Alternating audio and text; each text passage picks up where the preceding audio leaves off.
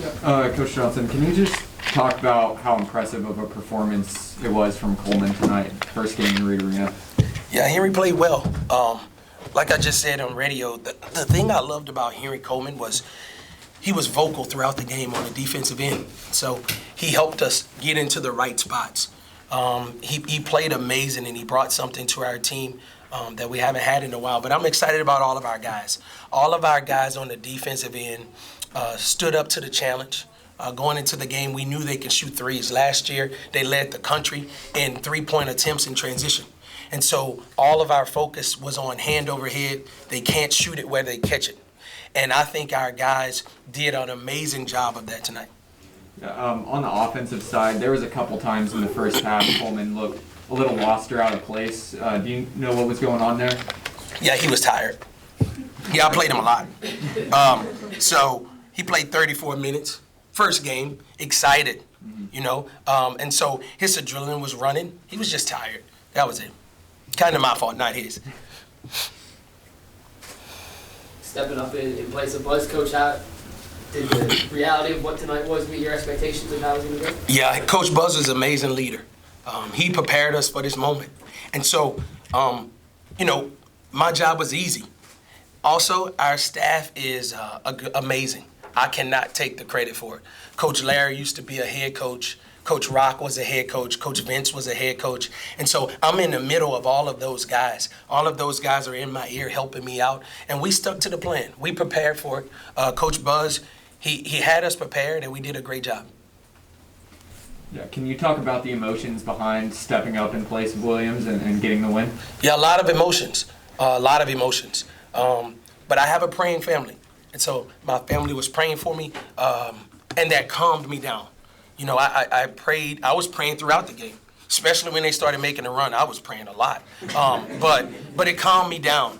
It really calmed me down. And like I said, Coach prepared us for the moment. And so, had to make a little adjustment here and a little adjustment there. But I was very, very excited for the opportunity. And I'm so happy for our guys. Our guys stepped up and did what they were supposed to do. And I'm very, very excited for them. And what do you think about Tyrese's presence on the glass? Oh, it was amazing. It was amazing. You see why we call him Boots now? He's tough, huh?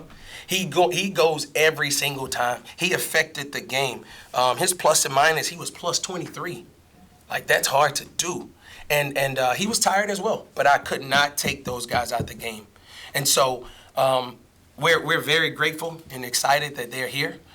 But the most important thing is I'm excited about our team chemistry. Our guys are together. On the defensive end, they were playing for one another. Normally, it's on the offensive end that teams play for one another with assists. But tonight, they were playing for one another on the defensive end as well. I mean, Marcus Williams took a charge with like 30 seconds left. Normally, these kids are gone with 30 seconds left. We won. Let's go to the locker room. I'm cheering. But they were still locked in, and they had discipline, and he took a charge. I'm excited for that. What do you think you're going to focus on specifically as you move on to the next game to try to? Yeah, great question. We have to guard the ball, and we have to stay in the drive. That's something that we preach to our guys.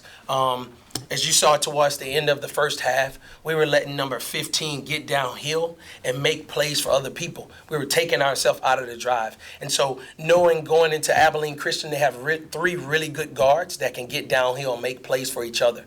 And so we're going to focus tomorrow on staying in the drive with high hands, forcing those guards to score over our contest. Anything else for Coach? Could you have played a better defensive game though tonight? I mean, you keep your guy. I think you forced about 25 turnovers somewhere around there and keep them to a pretty low shooting percentage. Yeah, we forced 29 turnovers and they shot 29%, but I still think we have more to give. I think sometimes when our guys got tired, the discipline level started to lower. But I still think we have more to give defensively with our rotations, ending the possession with a rebound. How many offensive rebounds? They had 8 offensive rebounds. And so we can improve by ending the possession with a rebound. We can improve by staying in the drive with high hands. We can improve by not only Henry talking, but all 5 guys on the floor talking. And I think when we get it to that point, I think that's when everybody will see our true defense. And getting everybody to talk, is that a matter of having a lot of guys that just quite frankly haven't played together before? No, I think it's this generation and social media, to be honest with you. our guys spend a lot of time on their phones. And so the growing up, you know, we talked a lot. It was face to face. Social media wasn't here. And now these guys are on social media. If they were sitting in this room, all of them will be sitting by themselves just strolling. Whereas growing up, we used to talk. The phone wasn't there. And so I think it's just us trying to flip the way they think. It's just a generation, I think. You sound like Jimbo. Yeah. You good? Mike, you good? Yeah, that's my question. Yep. Anything else? All right, thanks, Thank Coach. y'all. Thank you.